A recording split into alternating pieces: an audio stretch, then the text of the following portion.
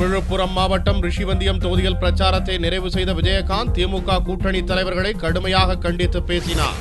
சட்டசபை தேர்தலில் இறுதிக்கட்டமாக விழுப்புரம் மாவட்டத்தில் தேர்தல் பிரச்சாரத்தில் ஈடுபட்டார் தேமுதிக தலைவர் விஜயகாந்த். பிரச்சாரத்தின் போது கருணாநிதியையும் திமுக கூட்டணி கட்சி தலைவர்களையும் கண்டித்து பேசினார். தமிழின தலைவர் என்று கூறும் கருணாநிதி இலங்கையில் தமிழினத்தையே அளித்தவர் என்றும், கடந்த தேர்தல் அறிக்கையில் ஒவ்வொரு ஏழைக்கும் 2 ஏக்கர் நிலம் கொடுப்பதாக சொன்னவர் அதை நிறைவேற்றவில்லை என்றும் குற்றம் சாட்டினார்.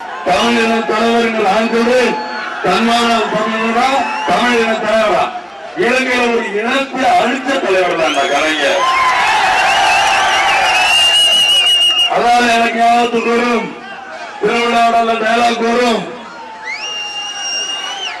அதுல நாகேஸ்வரத்தில் சேர்ந்தே இருப்பது கலைஞரும் களவாணி களம் தான் சேர்ந்தே இருப்பது. சேராது இருப்பது கலைஞரும் உண்மையின் சேராது இருப்பது. மக்களே ஏழு சொல்றேன்னா, ஒரு ஏக்கர், அதாவது ஒவ்வொரு ஏழைகளுக்கும் 2 ஏக்கர் நிலம் தரேன்னார். அப்புறம் வந்தால் ஆட்சி 2 ஏக்கர் நிலம்ல ஏமாத்தி விட்டாங்க. நடக்க சொல்றது நடக்கத்தீங்க. அப்புறம் சொல்லணும்னா, இப்ப கொள்ளையடிச்சு வச்சிருக்காங்க அவங்க மந்திரி, அவங்க பிள்ளைங்க, எம்எல்ஏ, ஒன்றியத்துல ஒவ்வொரு மாவட்டத்துக்கும் குறைஞ்சது 3000 ஏக்கர் வந்து 5000 ஏக்கர் கொள்ளையடிச்சு அதை பிரிச்சு கொடுத்தாரு. 32 மாவட்டமாக 33 மாவட்டம் தமிழ்நாடு பிரிச்சிருக்கேன்.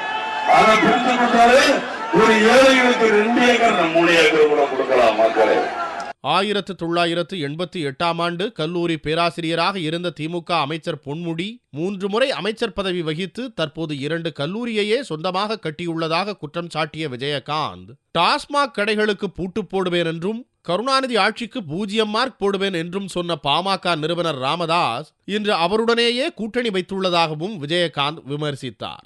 இன்னைக்கு 88ல தெய்வ சிகாமணிகள் காலேஜ் ப்ரொஃபசர் இருந்தார். இன்னைக்கு சூர்யா காலேஜ் கட்டிருக்காங்க. இங்க எத்தனை பேர் வாக்கியார் இருப்பீங்க எனக்கு தெரியாது. எங்க நீங்க போய் காலேஜ் கட்டிருக்க பாப்பலாம். 2 காலேஜ் கட்டிருக்காங்க. ஐயா கட்டிருப்பாங்க. எப்படி வந்துச்சு பணம்?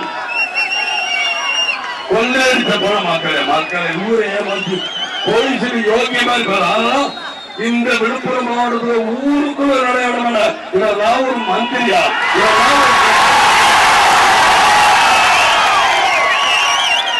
மக்கள் எப்ப ஊருக்குள்ள விடல அப்போது தெரிய வேண்டாமா? என்னைக்கு அவர் நடந்து போய் ஓட்டு கேட்டா, நடந்து போய் ஓட்டு கேட்கும் போது தெரியலையா இவர் வண்டவாளம் தஞ்சாவூர் போய் பாட்டாளி மக்களுக்கு வச்சு சொல்லிச்சு. கடந்த 5 வருஷமாக கலைஞரை தான் எல்லாம் சொல்லிட்டு இருந்தாங்க. கலைஞர் செய்த தப்பு அப்படி இப்படி நாங்க நினைச்சாங்க.